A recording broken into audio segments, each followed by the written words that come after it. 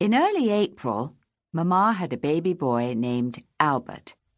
In early May, I turned 11. In late May, Albert died. So much happened in such a short time.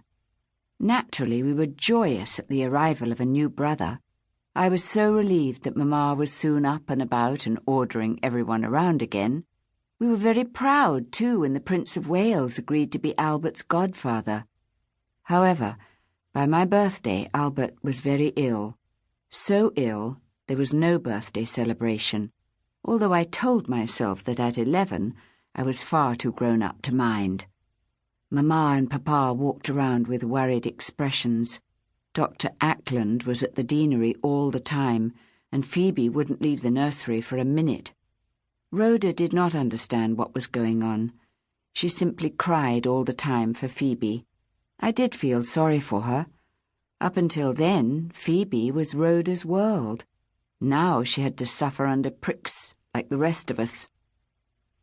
Then Albert was gone.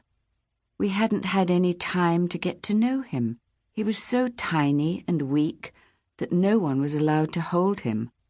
All we knew was a wrinkled, pale face wrapped up in a white crocheted blanket, with lips that were almost blue, his tiny mouth opening up for feeble, raspy cries like a baby bird. Papa cried so very much. At night he would trudge up to the schoolroom, where he scarcely ever went otherwise, and wrap up the first child he saw in a great hug, weeping openly, his tears wetting the tops of our heads. Mamma did not say a word. I tried to be good. I tried to be there for her, as I had been before, yet when I knocked on her dressing-room door one evening, a week after the funeral, she opened it with a look of surprise. "Alice, what do you want?"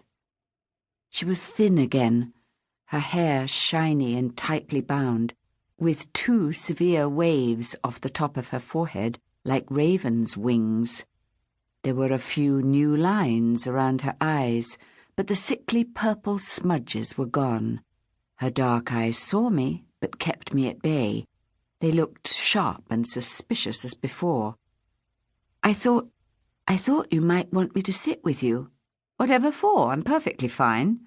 You, on the other hand—" She took a step back and surveyed me, as if she was trying to figure out how much I might fetch at an auction. "That dress is too short." "It's one of Ina's, from when Prince Albert died." I tugged at the waist, which was a bit snug, and attempted to pull down the skirt.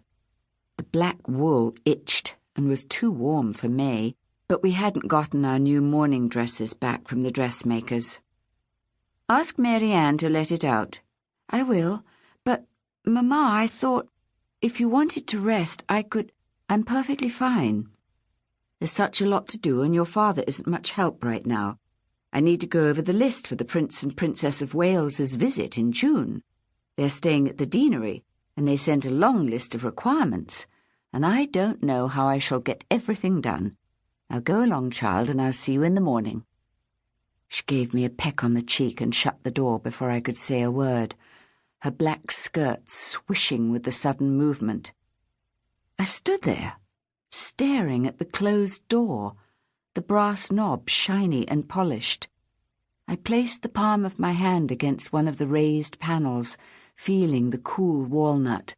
The door was only a few inches thick, yet the barrier between my mother and me was much greater, impenetrable. It was as if we hadn't spent those long, intimate winter evenings together at all. Only the fact that my heart stung with mourning for them made them real. I felt tears roll down my cold cheeks, and I realized I hadn't once seen Mamma cry. I wondered if she was even sad about the baby. I wondered if she'd ever cry for me, as I did for her.